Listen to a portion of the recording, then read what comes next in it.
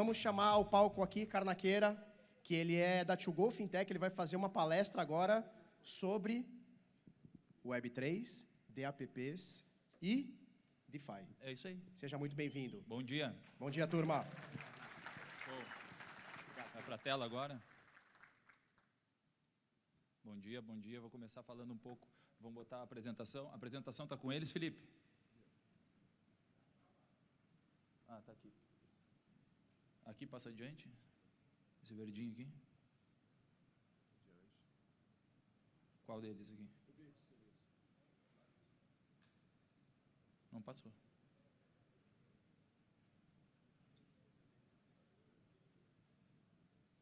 Aqui e volta aonde? Aqui. Show. Beleza, vamos começar. Esse é o tema da palestra.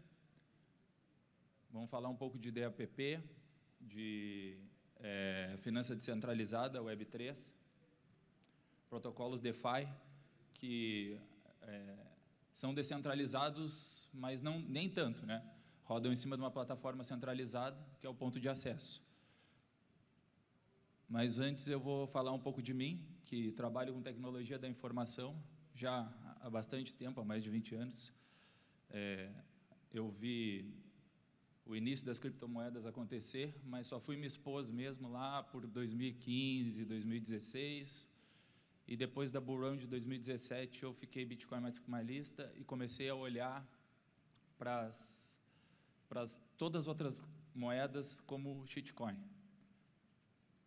Em 2020, no início de 2020, eu vi um movimento forte na volta de DeFi, na volta do Ethereum, e comecei a dar uma olhada e ver como funcionava. E aí comecei a ver que tinha alguma coisa interessante ali que fazia sentido.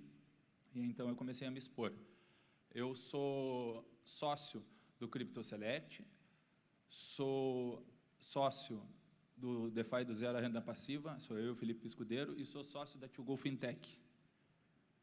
Beleza? Vamos seguir adiante aqui. Vamos lá. Qual é o problema? Aplicativos descentralizados que rodam em cima de blockchain, eles rodam em cima de contratos inteligentes, são descentralizados e, em teoria, incensuráveis, porém, a gente precisa de uma plataforma centralizada, de um servidor web, e esse sim é centralizado para ter acesso ao aplicativo. Ok? A gente acaba ficando refém disso, o usuário médio fica refém disso, porque se aquele servidor cai, se aquele servidor fica fora do ar, tu perde acesso às tuas moedas, tu perde acesso às tuas posições, aos contratos. Claro, existem maneiras de interagir direto com isso, a gente pode usar, existem soluções para isso. Tá? Vou passar adiante aqui. A gente pode diretamente, aqui eu coloquei um exemplo de pegar recompensas, por exemplo, na Uniswap, tá?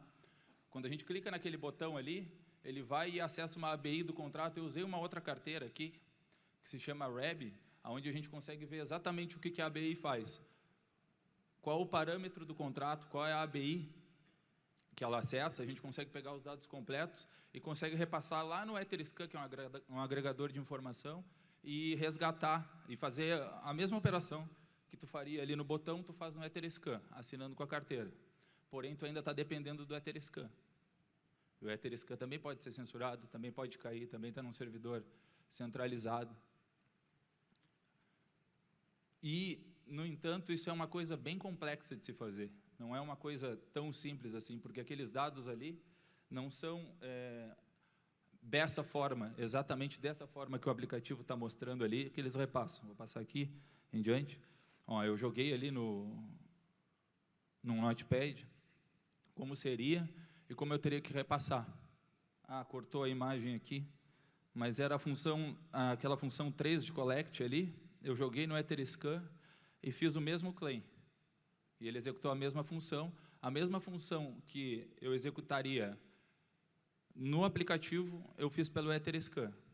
Essa é uma solução complexa, não é tão simples assim, mas funciona. Porém, tu ainda está refém do Etherscan. Tem outra solução também, tá?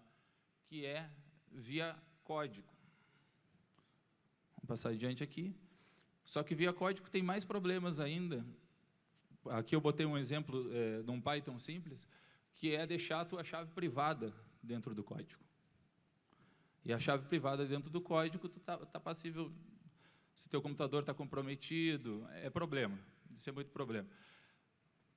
Com os acontecimentos da semana passada, FTX ficando insolvente, corretoras ficando insolvente, muito FUD em torno disso daí, a gente viu um crescimento muito grande no DeFi, e lá no grupo do DeFi da Zero Renda Passiva, o pessoal começou a reclamar de acesso à Uniswap.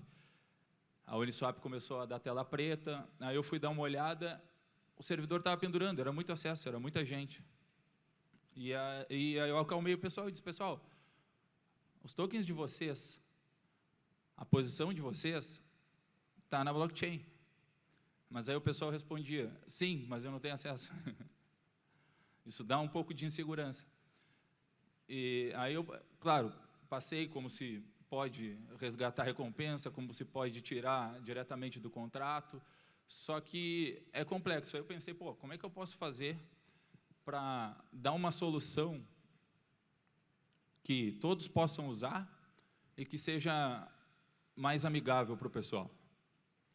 Então, como a Uniswap é um aplicativo sério, o Wave é um aplicativo sério, eu fiz para o Wave também, eles têm publicados o dashboard, né, o que a gente chama de a interface. Aliás, todo o código da Uniswap é publicado no GitHub.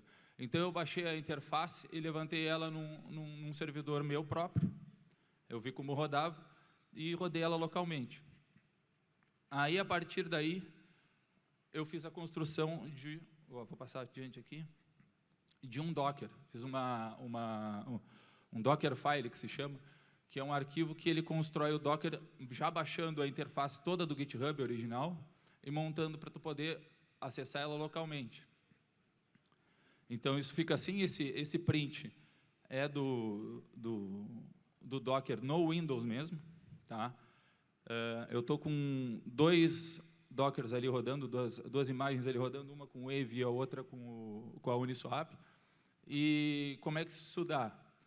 Depois do Docker instalado no Windows, eu tenho um script pronto, você só vai executar ele, ele vai montar a imagem para você, ele vai baixar lá direto do repositório oficial da Uniswap, ou direto do repositório da Aave e dos outros protocolos, vai compilar ela todinha, vai montar e vai levantar, e você vai acessar direto do teu PC, simplesmente saindo.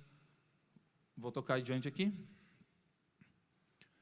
Aqui estão os 2 prints, eu acessando o Wave e eu acessando a Uniswap diretamente do meu PC.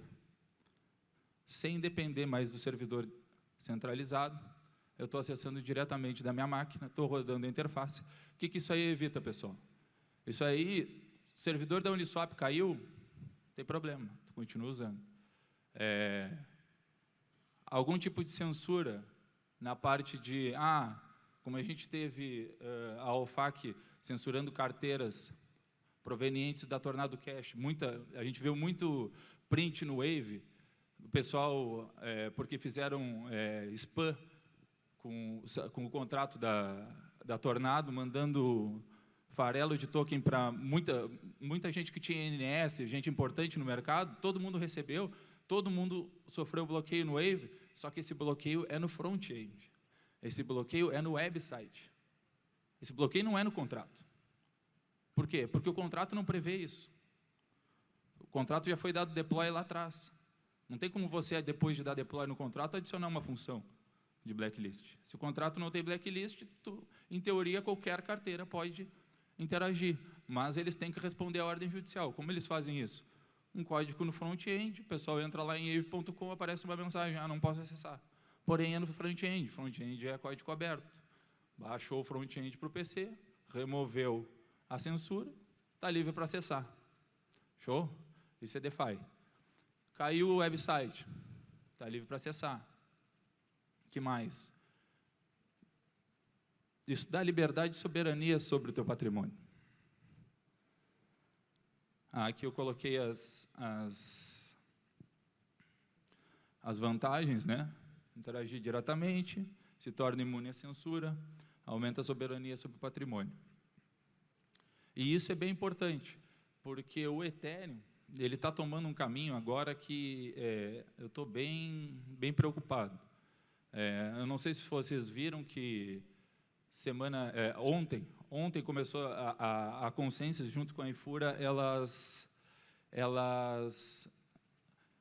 mudaram a política na MetaMask. A partir desse momento, dessa última política, ela vai começar a gravar IP, carteira e transação de todo mundo. Tudo bem, eles já poderiam fazer isso antes? Poderiam. Eu sempre falei isso em todas as lives, em todos os cursos, que o dono do RPC, que é a ponte que a gente usa para entrar, fazer as trocas na blockchain, poderia gravar, só que dessa vez ela colocou no documento, ela colocou isso no papel. Então, eles têm um log oficial lá que pode ser usado. Como é que a gente pode se proteger disso? Trocando o RPC. Ontem mesmo, o dev da Uniswap tweetou falando que a Uniswap não loga nada. Porém, eles usam a API da Infura. E isso foge do controle dele.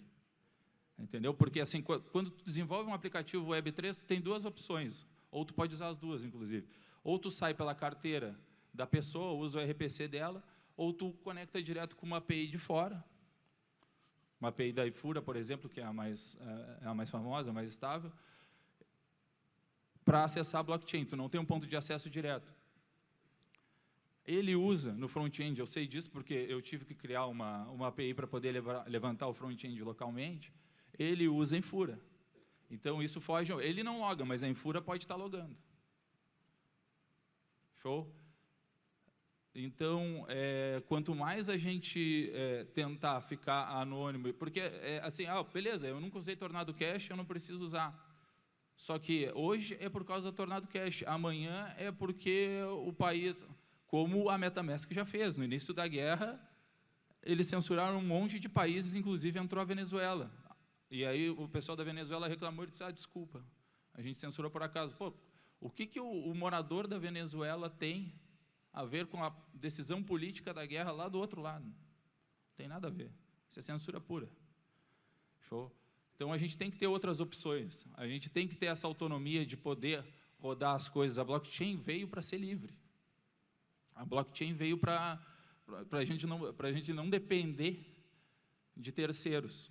E essa construção toda do Ethereum, essa construção toda dos aplicativos centralizados é interessante, porém tem vários pontos de centralização, e é por isso que eu fiz toda essa montagem, esse script, para a gente tentar ir desviando. No caso da Infura, a gente já tem outras opções de RPC, é só mudar, tá? Pode mudar na MetaMask mesmo. E é isso aí. Essa foi a apresentação. Aqui eu tenho o QR Code do Crypto Select e do DeFi do Zero à Renda Passiva. Quem escanear esse QR Codezinho aqui e colocar os dados lá, a gente vai estar mandando um material, eu e o Felipe vamos estar mandando um material exclusivo. No curso, a gente aborda desde o básico até o avançado e, inclusive, essas coisas de estar interagindo direto com o contrato, pelo menos o básico a gente passa. E com o script que eu montei do Docker é extremamente simples. Tá? É extremamente simples a gente baixar o front-end e rodar. Eu vou fazer para mais aplicativos, desde que eles tenham publicado o front-end. Show? Tenho 7 minutos aqui ainda. Se alguém tem alguma pergunta, é só levantar a mão aí.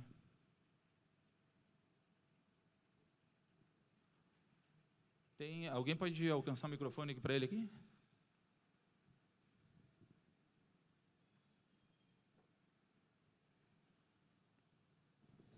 Você disponibiliza esses docs que você fez? Sim, o pessoal do curso lá o pessoal do curso lá do DeFi lá tá com eles. Cadastra teu e-mail que eu mando. É um scriptzinho bem tranquilo, ele monta todinho na tua máquina. Beleza. Só tem que estar com o Docker instalado. Valeu, obrigado. Ali tem mais.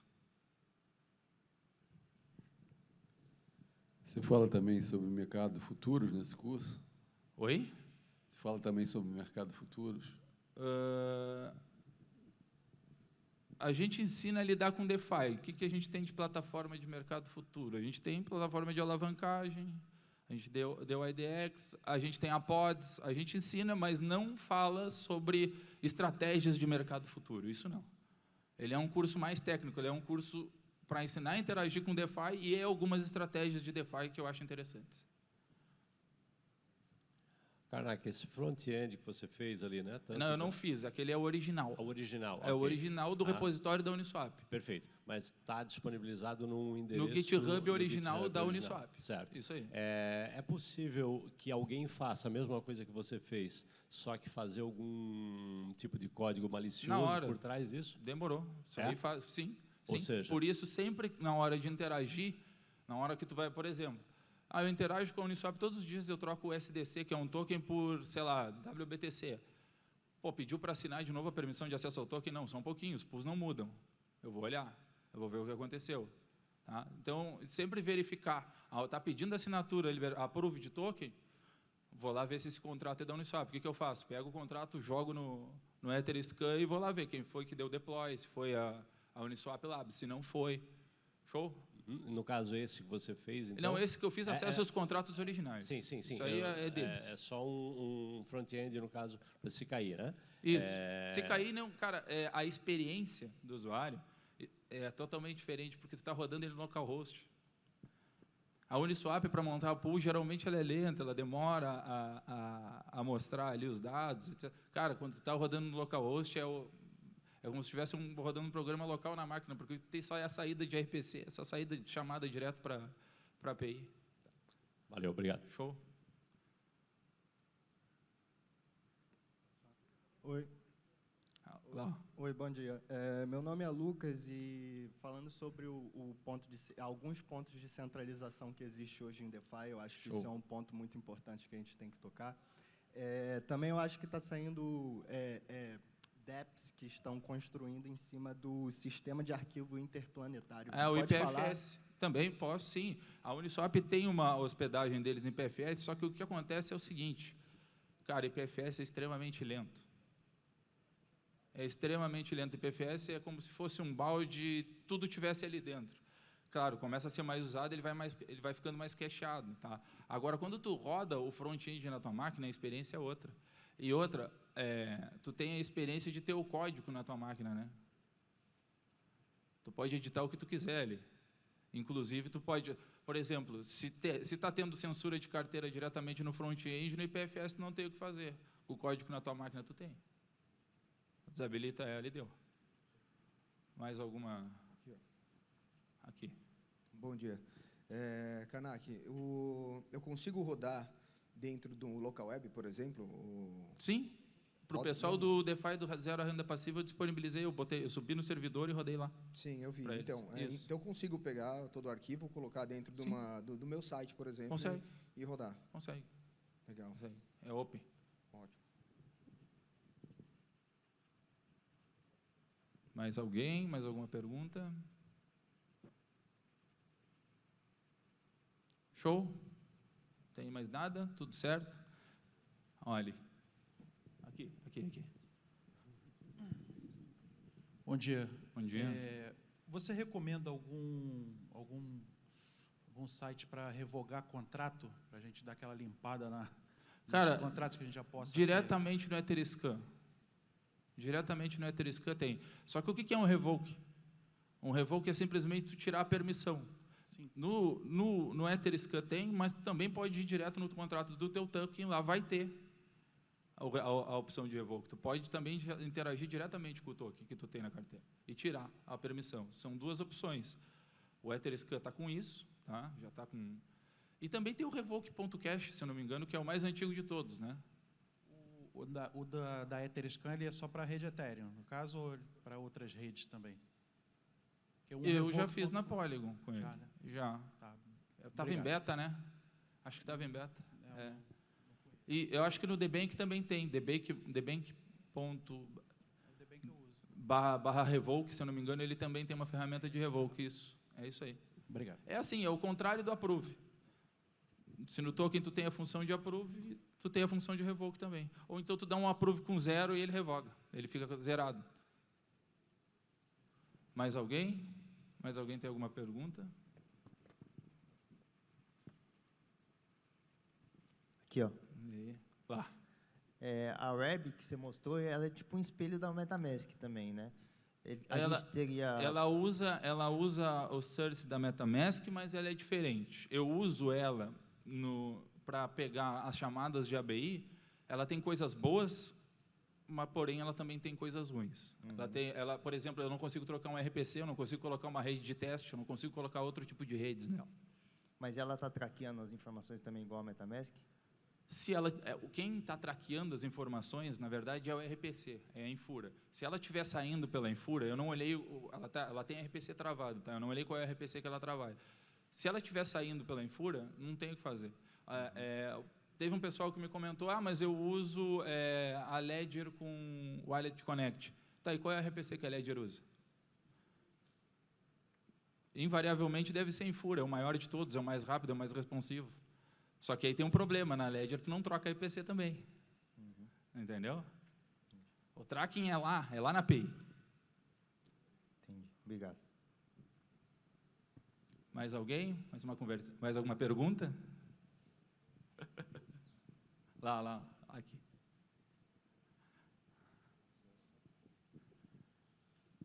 Oi, bom dia, Daniele aqui falando. Bom dia. Eu percebo que é a parte mais técnica aqui, que estão Isso. falando, eu sou investidora, então toda uma Show. parte mais amante do mundo cripto, do mundo blockchain. E ali fora, eu conversando com as meninas no stand de vocês, elas me falaram da To-Go enquanto exchange, banco, Isso. para a experiência com o cliente. Como é que é isso? Assim, como é que assim, qual a proposta? To-Go, ela é uma instituição de pagamento, ela é uma IP, e que no início atendia mais empresas, tá? E agora ela está integrando a pessoa física, tá? E com o cripto. E está trazendo agora já novidade, com cartão cripto, isso tudo vocês vão ver nas próximas palestras. Eu uso a Binance e a Bitnuvem, por exemplo, para liquidar as minhas moedas para o meu banco. Então, Isso. com vocês, eu conseguiria fazer Inclusive, tudo. liquidar na hora que você está fazendo uma operação, um pagamento. Esse tipo de coisa vai vir tudo assim, sem ter que estar liquidando. Você vai poder escolher da onde você vai estar a origem, por exemplo. Por exemplo, num cartão da Crypto.com, não sei se eu posso estar falando isso, né? Posso? Num cartão da Crypto.com, tu tem que liquidar a tua moeda e carregar o cartão. Na To-Go, tu seleciona, eu quero que debite do SDT que está aqui. Eu não preciso estar em outra moeda. Entendeu? Show. Mais alguma pergunta? Acabou o tempo. Pode fazer aí. Beleza? DJ aqui. Você disse que a Ledger não tem como trocar. Não tem como... não tem como trocar, não. O Ledger Live... É travado. E a Trezor? Tem a opção, só que você tem que rodar um software, velho. Tem que fazer um servidor para poder usar. Confiável? Não, aí você vai ter que rodar. Você vai ter que baixar o código lá da Trezor para poder fazer tudo bem. Até 1 ano e meio atrás, nem Trezor nem Ledger, você conseguia trocar o node que o Bitcoin fala. Você só podia falar com o node deles. Entendeu? Agora eles já mudaram. Agora você pode ter o seu full node e conectar a tua Trezor no teu full node. No caso do Ethereum, se torna mais complicado ainda, porque depende de um código deles. E aí tu tem que rodar um servidor deles, e aí lá dentro você setar o RPC. Então, a saída é só usar o espelho mesmo. Não. No caso do problema do RPC, é na carteira. Você troca o RPC na carteira. Agora, se o espelho também usa uma Infura, porque ele também tem que pegar dados que não passem pela tua carteira, ele também vai traquear alguma coisa, entendeu? Entendi, sim. Show. Beleza? Agradeço a todos aí, então. Finalizei.